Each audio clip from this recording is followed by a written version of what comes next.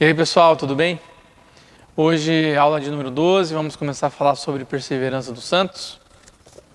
Então esse é o último dos 5 pontos que nós estamos estudando. Teremos também 2 aulas para falar sobre a perseverança dos santos, assim como foi nos outros pontos, na deprovação, eleição, expiação e graça. Como vocês já conhecem, já sabem, né? A gente já falou um pouquinho da perseverança dos santos, mas a gente vai dedicar um pouquinho mais de tempo nessa aula, nessas 2 aulas aí, para a gente entender mesmo, pegar firme aí o que significa perseverança dos santos, como que ela funciona, como que ela não funciona. Começar com a leitura aqui, Romanos 8, do 31 a 39, é uma leitura grande, mas leia aí comigo, que crente tem que ler a Bíblia. Então, bora. Se Deus é por nós, quem será contra nós? Aquele que não poupou a seu próprio filho, antes por todo nós o entregou, porventura não nos dará graciosamente com ele todas as coisas? Quem tentará acusação contra os eleitos de Deus? É Deus quem os justifica. Quem os condenará? É Cristo Jesus quem morreu, ou antes quem ressuscitou, o qual está à direita de Deus e também intercede por nós. Quem nos separará do amor de Cristo? Será tribulação, ou angústia, ou perseguição, ou fome, ou nudez, ou perigo, ou espada? Em todas essas coisas, porém, somos mais que vencedores por meio daquele que nos amou. Porque eu estou bem certo de que nem morte, nem vida, nem anjos, nem principados, nem coisas do presente, nem do porvir, nem poderes, nem altura, nem profundidade, nem qualquer outra criatura poderá separar-nos do amor de Deus, que está em Cristo Jesus, nosso Senhor. Romanos 8, do 31 ao 39.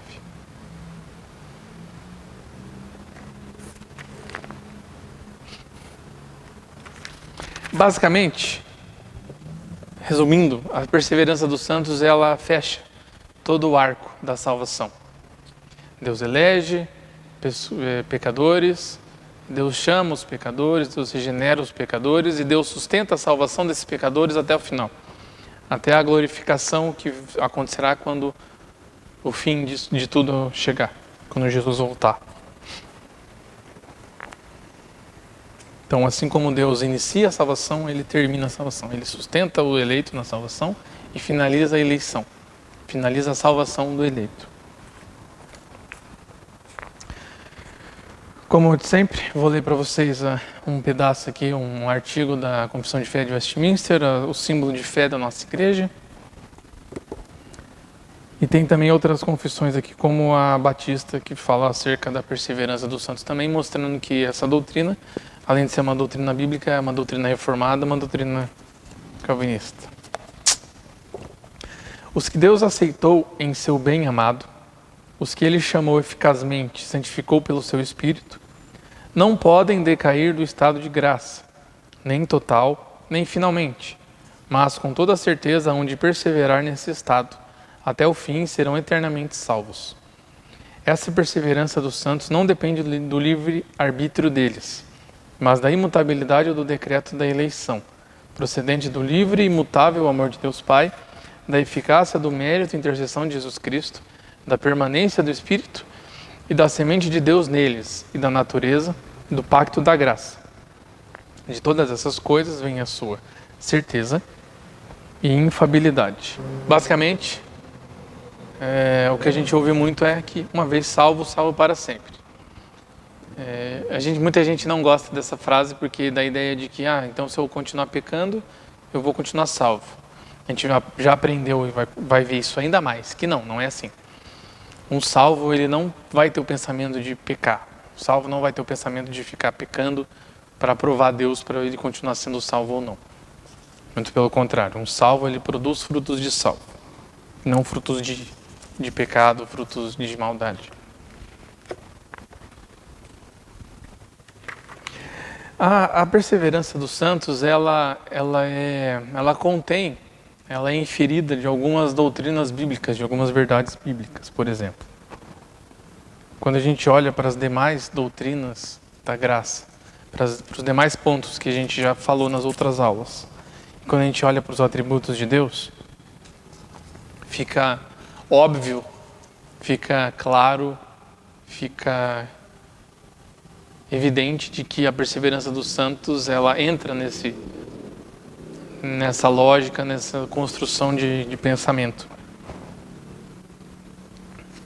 Aqueles que reconhecem a corrupção do coração humano, no caso a depravação total, que veio por causa da queda, devem aceitar que a salvação não pode vir do homem, que a salvação não pode partir do homem, mas que ela vem do Senhor, que ela vem de Deus, que soberanamente escolhe aqueles a quem Ele vai salvar. A eleição incondicional, no caso. E se a salvação provém da eleição de Deus, que é soberana, é preciso necessariamente acreditar que Jesus morreu pelos eleitos, que entra a expiação limitada. Isso vai implicar também na soberania do Espírito Santo, que é Deus, em aplicar a salvação na vida, no coração, na mente dos remidos, na mente dos eleitos, na vida dos eleitos em Cristo Jesus, naqueles que foram redimidos. E como isso acontece? Chamando os eleitos eficazmente, objetivamente, inevitavelmente para a salvação, que isso é a graça eficaz ou a graça irresistível. E se qualquer uma dessas doutrinas citadas, elas são aceitas, elas são entendidas como verdade, a gente deve reconhecer, a gente deve entender, a gente deve considerar que a salvação vai ser completada, que a salvação vai ser consumada. Porque uma doutrina leva a outra, não tem como excluir uma delas. Se você excluir um dos 5 pontos, o sistema não faz sentido. Então, se você acredita em depravação total, você acredita na eleição incondicional, você vai acreditar na expiação limitada, você vai acreditar na graça irresistível, você vai acreditar na perseverança dos santos. Uma coisa puxa a outra. Como a gente já leu antes em Romanos 8, do 29 ao 30. Porque se o homem não pode se salvar, e se Deus determinou salvar alguns incondicionalmente,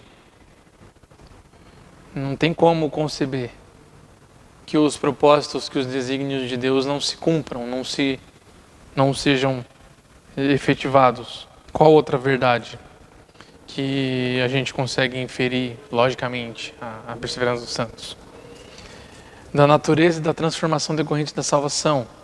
E a gente vê que a obra de Cristo, a obra redentora de Cristo, a obra da salvação, ela muda o ser humano, ela muda o eleito. Ela muda a mente, ela muda o coração, ela muda o jeito de viver, muda o jeito de pensar. Isso a gente chama de regeneração. Lembre-se de Romanos 6, que assim como Cristo morreu, nós morremos com Ele. Assim como Cristo ressuscitou, nós ressuscitamos juntos com Ele. Assim também como Jesus é assunto aos céus, nós também somos com Ele. E não tem como reverter essa obra, essa alteração. Não tem como reverter. Se uma pessoa foi regenerada, não tem como ela ser desregenerada. Então, se uma pessoa foi salva, ela é salva. Isso vai ser completado por Deus.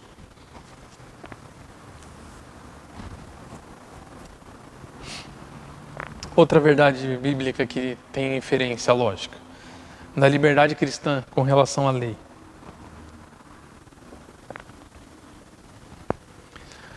Lembre-se que Romanos 6,14 vai nos mostrar que nós não estamos mais debaixo da lei, mas nós estamos debaixo da graça.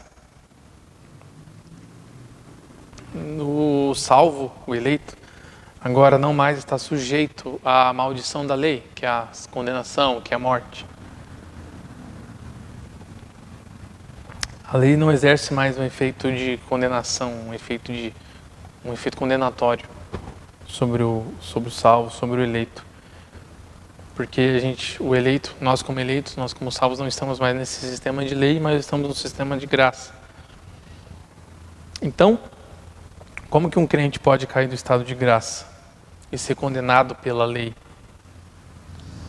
Já se o cristão foi liberto gratuitamente pela graça de Deus desse sistema. É impossível.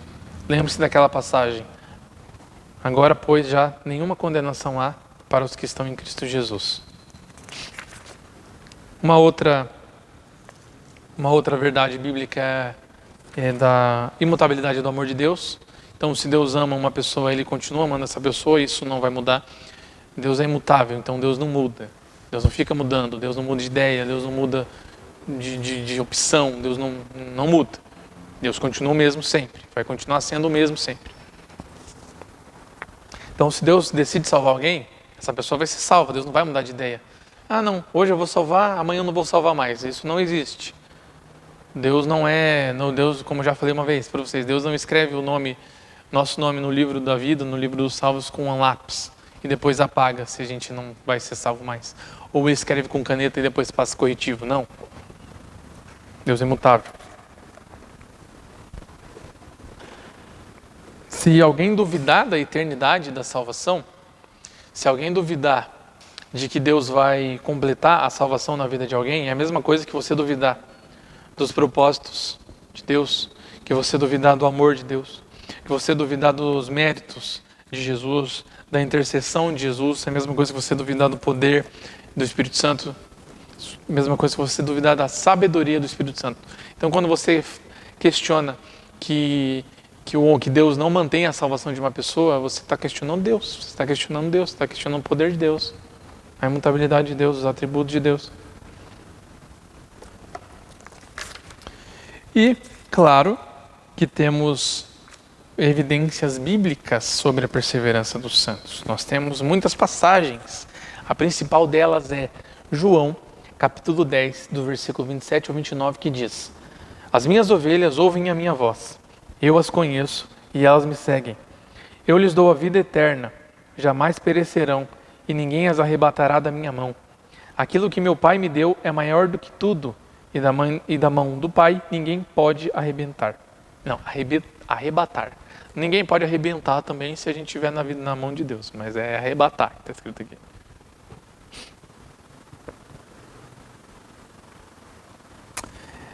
Esse ensinamento da perseverança dos santos, ela não é calvinista, ela não é agostiniana,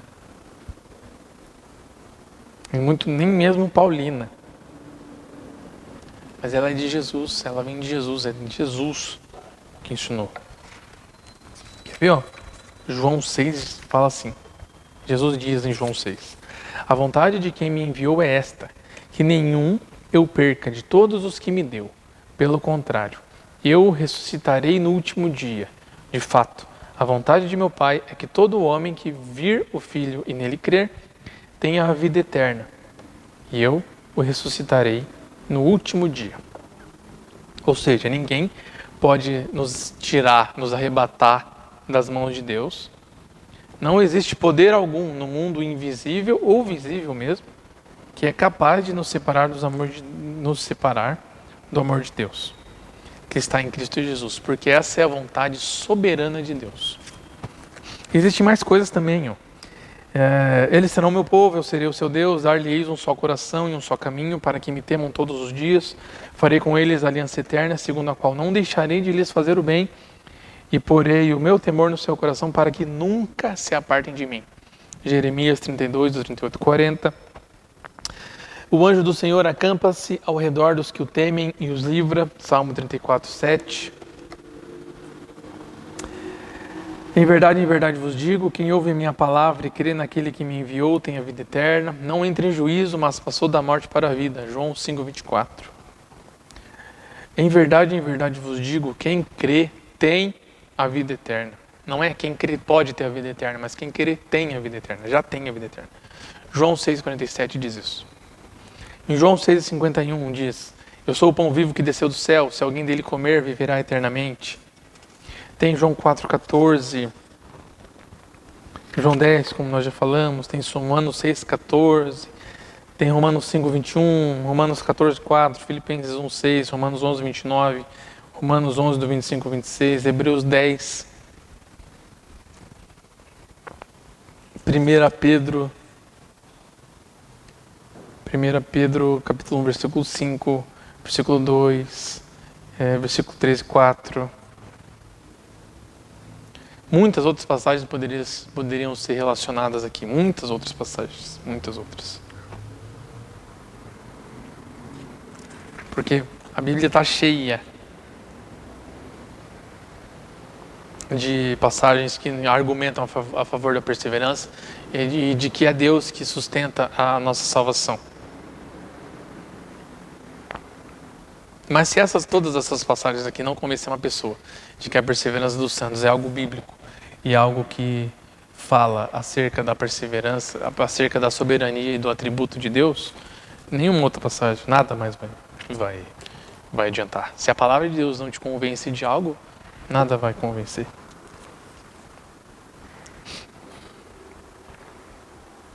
Para finalizar, vou ler Hebreus 10, 14 ao 18.